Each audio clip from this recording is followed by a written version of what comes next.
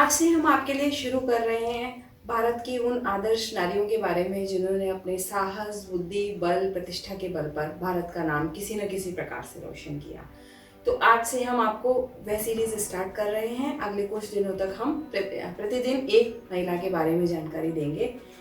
तो आज पहला दिन है और जब भी कभी भारत की साहसिक और आदर्श महिलाओं की बात होती है तो मेरे जहन में तो सबसे पहले नाम आता है झांसी की रानी लक्ष्मीबाई का। तो आज हम शुरुआत करेंगे झांसी की रानी लक्ष्मीबाई की, जिनकी तारीफ में सुभद्रा कुमारी चौहान ने एक बहुत ही सुंदर कविता लिखी है। सिंहासन हिल उठे राजवंशों ने भ्रुकुटी तानी थी, गुमी हुई आज़ादी की कीमत सबने पहचानी थी, बूढ़े भारत में भी आई फिर से नई जवानी थी, चमक उठी सन 57 में वह तलवार पुरानी थी, बुंदेले हर भूलों के मुंह हमने सुनी कहानी थी, खूब लड़ी मर्दानी वो तो झांसी वाली रानी थी। वास्तव में सुभद्रा कुमारी चौहान ने जिस प्रकार से महारानी लक्ष्मीबाई का चित्रण इस कविता में किया है, महारानी लक्ष्मीबाई की छवि भी उसी प्रकार की अनूठी छवि थी।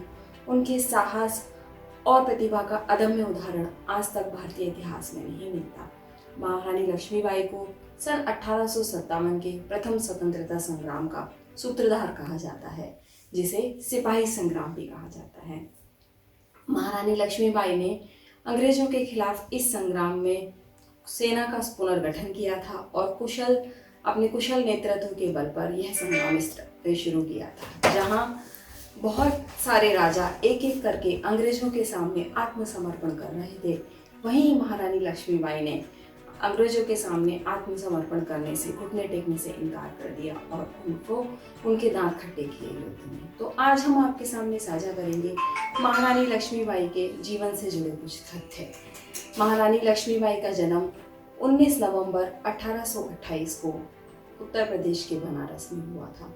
कुछ विद्वानों के पास इनके जन्म के संबंध में मतभेद भी हैं। कुछ इतिहासकारों के अनुसार महारानी लक्ष्मीबाई का जन्म 1835 में बताया जाता है, किंतु अधिकांशतः इतिहासकार इनका जन्म 1828 में बनारस में बताते हैं। इनका जन्म एक मराठा ब्राह्मण परिवार में हुआ था।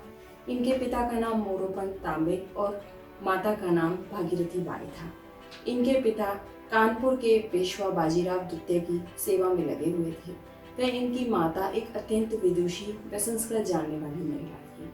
इनके बचपन का नाम मणिकर्णिका था और प्यार से इन्हें मनु या छबीली भी कहा जाता था। जब ये 4 वर्ष की ही थी तभी इनकी माता का देहांत हो गया था। माता के देहांत के पश्चात इनके पिता इन्हें कानपुर पेशवा के पास ले गए। वहाँ यह पिता के साथ कभी कभी पेशवा के दरबार में भी जाया करती थी और वास्तव में पेशवा ने ही इनकी अदम्य छवि से आकर्षित होकर इनका नाम छबीली रखा था। बचपन से ही मनु के अंदर शस्त्र और शास्त्रों को जानने की अनूठी इच्छा थी और उन्होंने अपनी इस इच्छा को पूरा भी किया।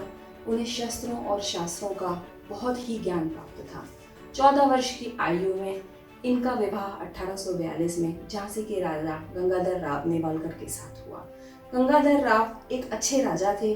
उनके राजगद्दी पर बैठने से पहले ही झांसी अंग्रेजों के कर्ज तले दबी हुई थी, परंतु जैसे ही गंगाधर राव ने प्रशासन संभाला, उन्होंने झांसी को अंग्रेजों के कर्ज से मुक्त किया और इस समय में मणिकर्णिका भी उनके साथ थी। विवाह पश्चात ही महारानी को देवी लक्ष्मी के नाम पर नाम लक्ष्मीबाई रखा गया, जिस नाम से यह आज तक विश्व प्रसिद्ध हैं। इन्होंने एक पुत्र को जन्म दिया, किंतु दुर्भाग्यवश 4 माह के पश्चात ही उस पुत्र का निधन हो गया। पुत्र के निधन से राजा शोकाकुल हो गए और राजा गंगाधर राव कभी पुत्र के निधन के शोक से नहीं उबर पाए और थोड़े ही समय पश्चात राजा का भी देहांत हो गया। किंतु देहांत से पूर्व राजा ने अपने चचेरे भाई के पुत्र को गोद लिया, दत्तक पुत्र बनाया और उसका नाम दामोदर राव रखा। किंतु अंग्रेजों ने राजा के जाने के बाद दत्तक पुत्र को रानी के पुत्र के रूप में स्वीकार नहीं किया और झांसी को उत्तराधिकारी विहीन मान लिया। यह वह समय था जब झांसी पर अंग्रेजों के साथ साथ आसपास के सभी राजाओं ने निगाह रखी और एक एक कर सबने आक्रमण शुरू कर दिया।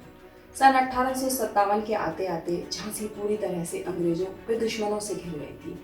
तब रानी ने झांसी को संभालने के लिए पूरी की पूरी कमान अपने हाथ में संभाली। रानी लक्ष्मीबाई ने अपने नेतृत्व कुशलता के कारण महिलाओं को भी युद्ध की शिक्षा दी और महिलाओं की एक सेना का संगठन किया, जिसका नाम दुर्गा सेना रखा और इस दुर्गा वाहिनी का अध्यक्ष सेनापति उन्होंने अपनी हमशक्ल झलकारी बाई को बनाया। रानी ने युद्ध किया और अदम्य साहस का परिचय दिया, किंतु झांसी पूरी तरह अंग्रेजों से घिरी हुई थी। झांसी को अंग्रेजों ने घेर लिया, लेकिन रानी वहां से भागने में सफल रही। रानी ग्वालियर पहुंची और ग्वालियर के एक महल पर अपना अधिकार किया। वहां तात्या टोपे के साथ मिलकर रानी ने सेना का पुनर्गठन किया, किंतु फिर भी रानी को अंग्रेजों से 1858 आते आते रानी को अंग्रेजों से युद्ध करना पड़ा। ग्वालियर के उस किले में एक भीषण युद्ध में जहां रानी ने अंग्रेजों का डटकर मुकाबला किया, अंत में रानी वीर गति को प्राप्त हुई। कहा जाता है कि इस युद्ध में रानी अपने दत्तक पुत्र को घोड़े के ऊपर अपनी कमर के पीछे बांधकर युद्ध लड़ा था, और जिन लोगों ने भी वह युद्ध देखा था वह उसको देखकर आश्चर्यचकित रह गए थे रानी के साहस और वीरता को देखकर। रानी का शरीर पंच तत्वों में विलीन हो गया, किंतु अंग्रेजों के सेनापति फिरोज ने रानी के बारे में कहा था कि सभी क्रांतिकारियों में सिर्फ महारानी लक्ष्मीबाई ही एक मर्द थी, और हमें खुशी है कि भारत के पास उनके जैसे आदमी नहीं थे। यदि भारत के पास उनके जैसे आदमी होते तो हमारा जीतना असंभव था। वास्तव में रानी लक्ष्मीबाई एक सच्ची वीरांगना और आदर्श नारी थी। एक सच्चे वीर पुरुष या स्त्री को प्रलोभन कभी आकर्षित नहीं कर सकते, और रानी को भी अंग्रेजों ने बहुत प्रलोभन दिए थे, जिन प्रलोभनों ने रानी को कभी भी आकर्षित नहीं किया। और वास्तव में रानी को उनकी वीरता के कारण आज भी समस्त भारतवासी याद करते हैं और एक तरीके से रानी की पूजा करते हैं। अंत में सुभद्रा कुमारी चौहान के शब्दों में ही, जाओ रानी याद करेंगे तुम्हें यह कृतज्ञ भारतवासी, अपना स्मारक तुम ही होगी क्योंकि तुम खुद ही एक अमिट निशानी थी। बूंदे ले हर बोलो के वो हमने सुनी कहानी थी, खूब लड़ी मर्दानी वह तो झांसी वाली रानी थी। धन्यवाद। आशा करती हूँ रानी लक्ष्मीबाई के चरित्र ने आपको प्रभावित किया होगा, उनके बारे में दी गई जानकारी आपको पसंद आई होंगी।